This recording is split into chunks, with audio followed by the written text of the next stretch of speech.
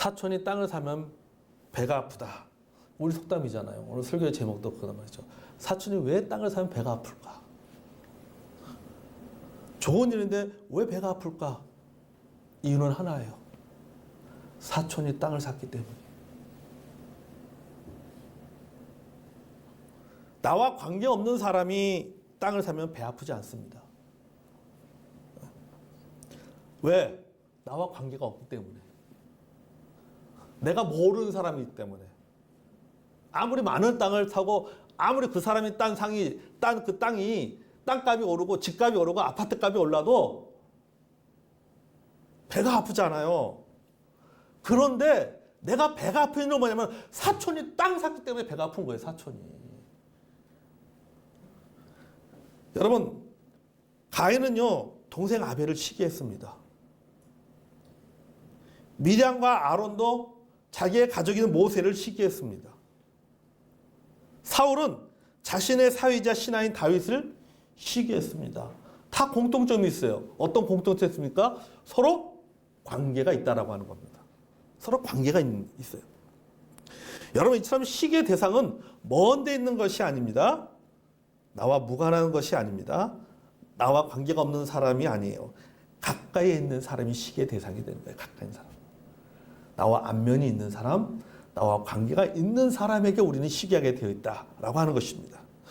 나보다 월등히 나은 사람에 대해서는 별로 시기감이 일지 않습니다. 하지만 가까이에 있는 사람에 대해서는 자기도 모르게 우리에게는 무엇이 작동하는 것입니까? 비교의식이 작동하는 거예요. 나도 모르게 비교의식을 작동하는 거예요. 그러니까 형제 사이에도 서로 비교의식이 작동하는 거예요. 친척 사이도 서로 비교의식이 작동하는 거예요. 큰 집과 작은 집 사이도 비교의식이 작동하고 사촌 간에도 비교의식이 작동하고 심지어는 교회 안에서도 성도들과 성도들 사이에도 비교의식이 작동하는 겁니다. 충분히 그럴 수 있어요. 이 마음을 내려놓으면, 이런 비교의식을 내려놓으면, 이런 시기심을 내려놓으면 마음이 참 편안하고 인생이 편해질 텐데 그렇지가 못해요. 참 못된 마음이잖아요. 아니, 형제간이 잘 되면 좋아하고 기뻐해야 되는데, 친척이 잘 되면 좋아하고 기뻐해야 되는데, 우리 교회 안에서 다른 성도들이 잘 되고 하면은 비록 내가 좀 나는 일이 잘 안 풀리고 힘들어도 내 옆에는 함께하는 성도가 잘 되면은 그걸 참 기뻐해주고 참 좋아해야 되는데 은근히 내 안에 소위 말해서 배가 아픈 거죠. 여러분, 우리 예수 믿는 우리들은요 일반적인 사람들이 말하는 그런 그 시기심, 뭐 자녀가 잘 되고 또 누가 뭐 성공을 하고 뭐 이런 일반적인 시기심 못지않게 우리는요 예수 믿는 사람은 신앙의 영역 안에서도 시기심을 가질 수 있어요. 신앙생활 안에서도 시기심을 가질 수 있어요. 여러분, 가인이 아벨을 시기했습니다. 아벨이 땅을 사서 시기했나요? 시기한 이유가 뭐예요? 아벨의 헌신적인 제사 때문에 시기한 거잖아요. 하나님 앞에 인정받은 것 때문에 시기한 거예요. 돈 때문에 시기한 거 아니라 신앙 때문에 시기한 겁니다. 신앙 때문에. 미량과 아론은 모세의 구원에 대해서 시기했습니다. 아니, 모세만 지도자야? 왜 하나님은 모세를 통해서 말할 수 있어요? 하나님께서 모세에게 특별한 능력을 주셨는데, 특별한 은사를 주셨고 그에게 직분을 주셨는데 그것에 대해서 시기를 한 겁니다.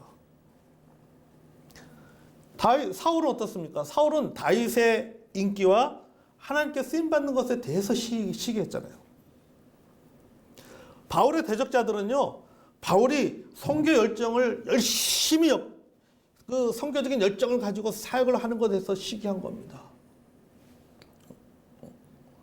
바울이 너무 열심히 하니까 그것에 대해서 소위 격려하고 칭찬해주고 본받아야 되는데 그게 아니라 뭐라는 거예요? 시기한 거예요, 시기. 그래서 바울이 그렇게 말해요. 저들이 나의 매임의 고통을 더하게 하기 위해서 숨젓지 못한 동기를 가지고 그리스도의 복음을 전파한다. 빌립보서 1장에 그렇게 말하고 있어요. 그러니까 그들이 복음을 전하는 것은 뭐합니까? 바울을 더 고통스럽게 만들기 위해서 복음을 전했다라고 하는 거죠. 그런데 보면은 바울이 참 대인배예요. 그런데 바울이 뭐라고 고백하는 겁니까? 외모라나 참으로나 전파되는 것은 그리스도니 이로써 내가 기뻐하고 또한 기뻐하리로다. 이렇게 얘기합니다. 여러분 꼭 기억하시기 바랍니다.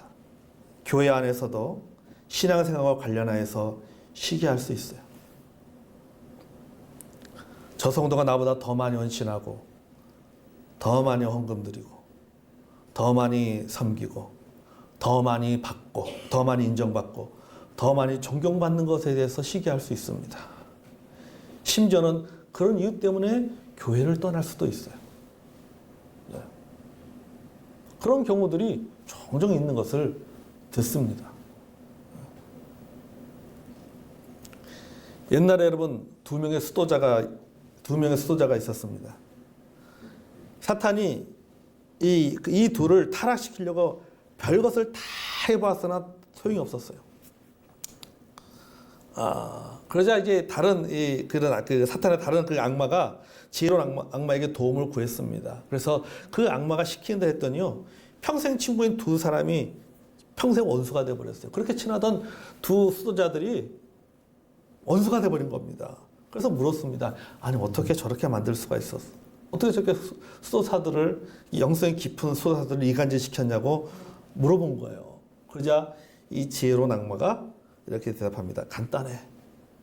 내가 친구 성자에게 귓속말로 이렇게 말했어. 뭐라고 말했을 것 같아요? 저 수도자가 너보다 영상이 조금 더 깊은 것 같아. 영성이 조금 더 깊은 것 같아. 그게 답이라고 그랬어요. 여러분 그렇지 않아요? 그럴 것 같아요. 누가 와서 제가 어느 목사님과 친한데 어떤 사람이 와서 목사님보다 저분이 훨씬 말씀 설교가 더 은혜스럽고 잘해요. 그러면 듣는 나는 기분 나쁜 거지. 기분 나쁜 거지. 그러면서 그 목사님을 어떻게 쳐다볼까요? 흘기는 눈. 성경은 흘기는 째려보게 되는 거예요. 째려보게 되는 거예요. 여러분 이렇게 시기심은 친구를, 성도를, 형제를 원수 관계로 만들 수가 있습니다. 아멘. 하나님이 싫어하는 7가지 제약의 뿌리 중에 하나가 뭡니까? 시기심이에요. 하나님이 싫어하는 7가지 중에 하나가 시기심입니다. 예수님도 시기심은 우리 인간의 마음속에 나오는 나쁜 열매라고 말씀하셨습니다. 심리학자 프로이드는요, 시기심은 죽음의 본능이라고 했어요. 또 다른 그 심리학자는 파괴의 근본적인 뿌리는 시기심이라고 했습니다. 그러니까 시기심은 결국은 좋은 게 아닌 거예요. 성경적으로도 하나님도 싫어하고 예수님도 싫어하고 일반 그 심리학 학자들도 말하기를 시기심은 좋은 것이 아니다. 그것은 아주 파괴를 가져온다라고 이야기하고 있는 것이죠. 그럼 시기심은 왜 안 좋은 것이냐? 도대체 시기심이 무엇을 파괴하는 것이냐? 왜 하나님은 시기심을 싫어하고 예수님은 왜 시기심을 싫어하고 성경은 시기심에 대해서 왜 이렇게 부정적으로 말하느냐? 시기심의 피해를 보는 사람은 누군가라고 하는 겁니다. 그게 바로 누구예요? 바로 자기 자신이에요. 결국은 자기가 피해보는 거예요. 상대는 전혀 피해보지 않아요. 자기만 피해보는 거예요. 자기만 피해보는 거예요. 오늘 본문의 말씀 보십시오. 잠언 14장 30절. 평온한 마음은 육신의 생명이나 시기는 뭐 한다고요? 뼈를 썩게 한다 했잖아요. 뼈를 썩게 한단 말이죠. 그러니까 결국 뭡니까? 자기 무덤 자기가 파는 거지. 자기 손에 자기 손에. 현대인의 성경에서는요, 마음이 평안하면 육신이 건강하나 시기하면 뼈마디가 썩는다라고 번역했어요. 뼈마디가 썩는 거예요. 결국 자기 손해입니다. 아무런 유익이 없어요. 여러분 19세기의 유명한 음악가 중에 한 사람이 바로 안토니오 살리에르입니다. 안토니오 살리에르. 여러분 이 안티오 그 살레르가 어떤 사람입니까? 이렇게 얘기합니다. 모차르트만 없었다면 비엔나에서 가장 뛰어난 음악가로 대접할 수 있었을 것이다. 늘 자기는 그렇게 생각했어요. 그러니까 이 살레르는 늘 모차르트를 시기했어요. 그래서 평생도록 모차르트를 시기하면서 살았습니다. 그에게도 뛰어난 능력이 있어요. 그렇지만 그 시기심 때문에 자신의 예술적인 능력을 발휘하지 못했습니다. 심리학에서는 그래서 살리에르 증후군이라고 하는 불명예스러운 용어를 남겼습니다. 그 심리학에 보면은 살리에르 증후군이라고 있어요. 그 살리에르 증후군이 무엇을 말하냐면요. 시기, 질투, 열등감에 빠진 정신적 질환을 바로 살리에르 증후군이라고 얘기합니다. 얼마나 불명예스럽습니까? 자기 이름이 좋은 용어로 쓰이는 것이 아니라 나쁜 용어로 쓰이게 됐다라고 하는 것이죠. 자기에게 모차르트 못지않은 뛰어난 예술적인 천부적인 능력을 갖고 있음에도 불구하고 그런 능력이 있음에도 그 능력을 결국은 개발하지 못했던 것들을 보게 됩니다. 그러니까 결국 누가 손해본 거예요? 살레르 자신이 손해본 거죠. 자기만 손해본 거예요, 자기만. 잠언 27장 4절에 부는 잔인하고 너는 향수 같거니와 투기 앞에야 누가 서리요 라고 말하고 있습니다. 그러니까 시기는 단순히 남이 잘 되는 것을 못마땅히 여기는데 끝나지 않는다라고 하는 거죠. 분개하며 화를 내는 겁니다. 상대의 성과를 평가절하고 비난합니다. 가인도 그랬습니다. 미량과 아론이 그랬습니다. 사울이 그랬습니다. 우리도 충분히 그럴 수 있다. 결국 어떤 결과를 가져왔습니까? 성경에 보면은 가인은 누굴 죽였습니까? 아벨을 죽였잖아요. 그리고 가인은 추방당했습니다. 미리암과 아론은 문둥병 걸렸잖아요. 사울도 정신질환에 걸렸습니다. 전쟁터에서 비참하게 죽었어요. 다니엘을 대적했던 정치적인 원수들이 있습니다. 다니엘서 6장에 보면 나오잖아요.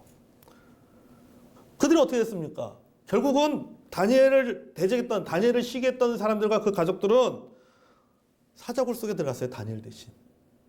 그래서 사자들에게 잡혀 먹혔습니다. 그러니까 여러분 이렇게 시기는 결국은 시기하는 자에게 불행을 가져오게 합니다. 아멘? 그러니까 결국은 내가 누군가에 대해서 시기하고 있다라고 하는 것은 결국은 그것은 여러분 기억합니다. 오늘 잠언 14장 30절 말씀처럼 뭘 썩게 한다? 뼈를 썩게 하는 거예요. 뼈를 썩게 하는 거예요. 뼈를. 자기 뼈가 썩는 거예요. 자기 생각. 마음 편하게 자겠습니까? 속이 부글부글 끓고 막 확딱지가 나는데. 그러니까 자신의 육신의 생명을 해야 하는 결과를 가져오게 되는 거죠. 육신의 생명을 해야 하는 게 아니라 그 사람과의 관계도 어떻게 되는 거예요? 끊어지게 되는 관계가. 단절되는 겁니다. 늘 항상 부정적으로 바라보게 되는 거죠. 늘 부정적인 말을 하게 되고 부정적인 평가를 하게 되는 거죠. 결국은 내 주변에서 사람들이 다 떠나게 되는 결과를 가져오게 되는 거예요. 그러니까 결국 시기심은 자기 무덤 자기가 파는 거죠. 여러분, 여러분이 자기 무덤 자기가 파는 일이 없기를 바랍니다. 아멘. 그렇다면 어떻게 우리가 시기심을 극복할 수 있을까? 자, 방법은 두 가지입니다. 첫째, 비교의식을 버려야 됩니다. 비교의식을 버려야 돼요. 여러분, 우리 하나님은 공평하신 분이시다. 아멘. 하나님은 공평하신 분이에요. 하나님께서 우리 각자를 공평하게 창조하셨습니다. 그 말은 뭐냐면은 하나님께서 우리 각자에게 개성을 주셨고 그 사람에게 가지고 있는 독특함을 주셨어요. 그 사람만 가지고 있는 독특함을 주셨다라고 하는 겁니다. 제가 지난번 우리 칼럼 제목에도 쓴 것처럼 성직극곡. 무슨 뜻이에요? 성직극곡. 소나무는 곱게 자라고 가시나무는 뒤틀리면서 자란다고 했습니다. 가시나무는 소나무를 부러워하지 않습니다. 소나무는 가시나무를 흉내하지 않습니다. 그러니까 소나무는 소나무처럼 자라고 가시나무는 가시나무답게 자라는 겁니다. 이처럼 서로가 비교하거나 부러워하지 않는 겁니다. 그죠? 각자의 방식으로 살아가는 거예요. 각자의 방식으로. 시기한다라고 하는 것은 뭐냐? 하나님의 공평성에 대한 도전이에요. 각자의 길이 있고 각자의 삶이 있어요. 하나님께 우리 각자에게 각자의 길을 주셨습니다. 각자가 달려갈 길을 주셨어요. 그런데 그것을 거부하는 겁니다. 하나님은 불공평하다고 말하는 거예요. 하나님은 불공평하다고 생각하기 때문에 시기심을 갖는 겁니다. 비교할 필요 없어요. 하나님께 우리 각자에게 주신 은사가 다릅니다. 각자의 길이 있고 각자의 삶이 있습니다. 비교할 필요가 없어요. 그저 어떻게 됩니까? 감사하면 됩니다. 아멘. 감사하면 되는 거예요. 내 삶에 감사하지 못하기 때문에 남의 잘됨에 대해서 시기하는 거예요. 하나님께 내게 주신 것에 대해서 감사하게 되면은 여러분 시기할 필요가 없죠. 내가 시기한다라고 하는 것은 지금 내 삶에 뭐가 있다는 거예요. 뭔가가 불만이 있다는 거예요. 불평이 있다는 거예요. 그 말은 다른 말로 하면 하나님을 내가 지금 원망하고 있다는 거예요. 자기는 생각하지 않고 시선을 자기에게 돌리지 않고 자꾸 어디로만 돌리는 거예요. 시선을 다른 사람에게만 돌리는 거예요. 계속 다른 사람이에요. 그러니까 시선을 계속 다른 사람에게만 돌리면 이 사람은 평생 동안 뭐 하면서 사는 사람이에요? 시기하면서 사는 사람이 됩니다. 시기하면서. 그러니까 이런 사람에게 감사는 있을 수가 없는 거예요. 항상 원망하고 불평하고 비교하고 평생 그렇게 살다 가는 거죠. 버트란트 러셀이 자신의 책인 행복의 정복에서 이런 내용을 썼습니다. 현명한 사람은 누군가가 가지고 있는 어떤 것 때문에 자신의 즐거움을 망치지 않는다고 했어요. 이렇게 지혜로운 사람이고 현명한 사람이죠. 근데 지혜롭지만 어리석은 사람은 어떤 사람이에요? 누군가가 가지고 있는 어떤 것에 그것만 신경 쓰느라고 진작 자신의 즐거움을 놓쳐버리고 마는 것이죠. 하나님 내게 주신 것을 놓쳐버리고 마는 거죠. 여러분, 우리가 이 말처럼 지금 이 순간 행복을 놓치지 않기 위해서라도 여러분 비교하지 말고 시선을 자신에게 돌리시기를 바랍니다. 아멘. 하나님께 내게 주신 것에 대해서 만족하고 감사하는 삶을 살아가는 저와 여러분이 되기를 원합니다. 아멘. 둘째는 서로 나눠야 합니다. 서로 나눠야 돼요. 로마서 12장 15절 말씀 우리가 잘 알잖아요. 즐거워한 자들과 함께 즐거워하고 우는 자들과 함께 울라고 했습니다. 아멘. 즐거워하는 자들과 뭐 하라고요? 즐거워하고 우는 자들과 울라고 했습니다. 이것이 여러분 그리스도인의 마음이에요. 즐거움도 서로 나누고 슬픔도 서로 나누는 것입니다. 슬픔을 나누는데 즐거움을 나누지 못한다? 그건 시기심이에요. 이웃이 즐거워하는 일에 대해서 겉으로는 웃지만 속으로는 슬퍼하고 우는 이웃에 대해서는 겉으로는 울면서 속으로는 그거 참 잘 됐다. 쌤통이다. 내 그럴 줄 알았다. 속으로 고소해하면서 웃으면 그것은 시기심이 가득 찬 사람이에요. 여러분 잘 되는 사람도 마찬가지입니다. 자신의 즐거움, 자신의 성공, 자신의 행복을 혼자만 누려서는 안 되는 거예요.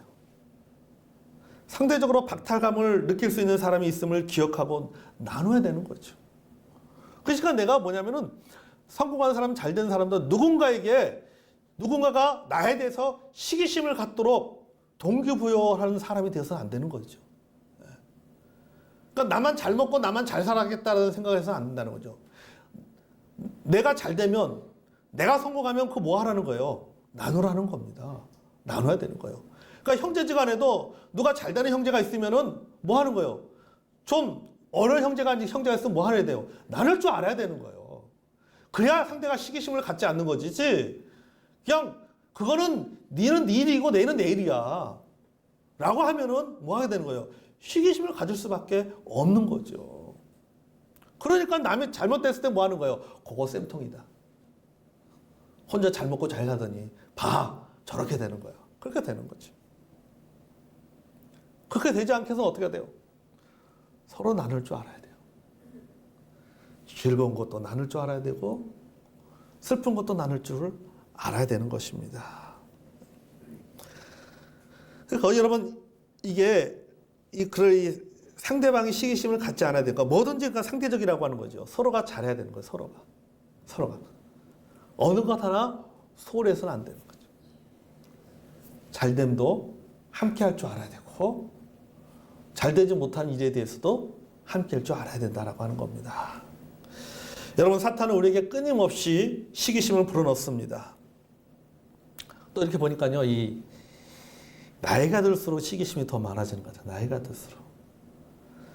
그럼 나이가 들수록 어떤 부분에 시기심이 많아지냐면요, 이 자녀들 문제 때문에 시기심이 많아요. 자녀들. 네. 우리 자녀가 옆집 자녀보다 잘 나가야 되는 거지. 잘 돼야 되는 것이죠. 그러니까 잘 되지 못하면 뭐 하게 되는 거예요? 이 시기심을 갖는 것이요. 네.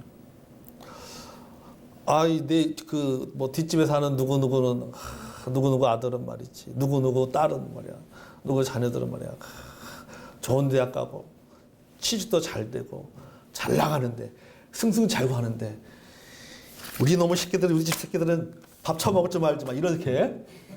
이러면 이래 뭐가 되는 거야? 이러면 안 됩니다. 이게 시기죠. 근데 나이가 들면 여러분 그렇게 될 수 있어요.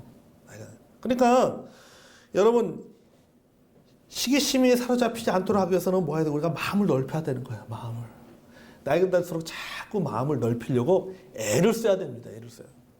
이게 가만히 있다고 마음이 넓어지는 것이 아니라 자꾸 노력을 해야 되는 거예요. 자꾸 노력을 해야 돼요. 그리고 더 먼저 가서 잘 되는 사람들에 가서 먼저 가서 좀 손 내밀어 주고 먼저 가서 축하해 주고 그래야 되는 거예요. 비교의식을 버려야 됩니다.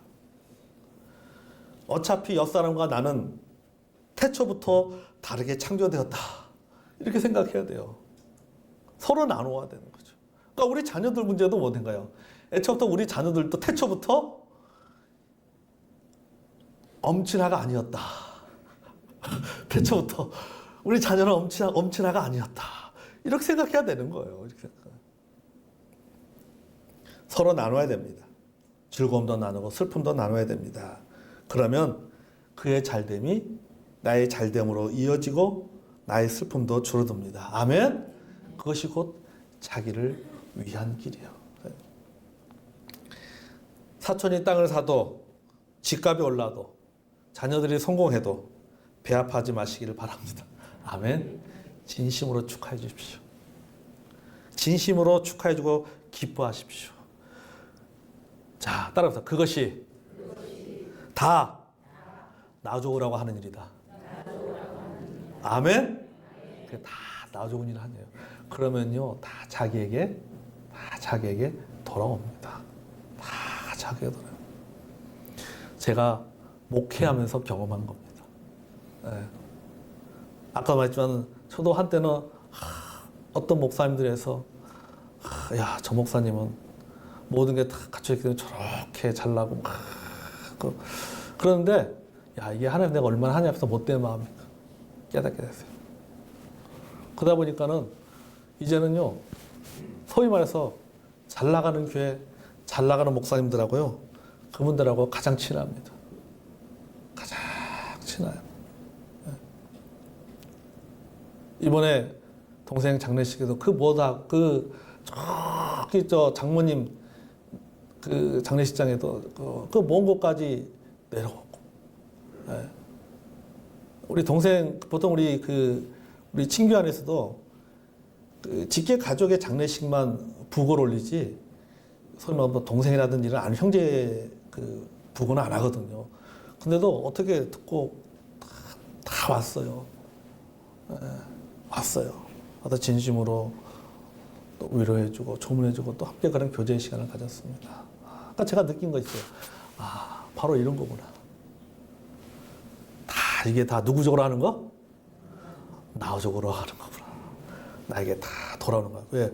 그렇잖아요, 여러분. 예수님이 뭐라고 말씀하세요? 내가 누군가를 축복하면 그 축복이 누구한테 돌아간다고? 나에게 돌아오는 거예요. 내게 들어오는 거예요. 내게 돌아오는 거예요. 그러므로 여러분 주변에 잘 되는 사람들, 또 우리 교회 안에서 잘 되는 분들을 위해서 진심으로 기뻐해주고 축하해줄 줄 아는 저 여러분이 되기를 원합니다. 아멘. 사촌이 땅을 사도 배 아파하지 마시기 바랍니다. 오히려 사촌이 땅을 샀기 때문에 더 기뻐할 줄 아는 저 여러분이 되기를 원합니다.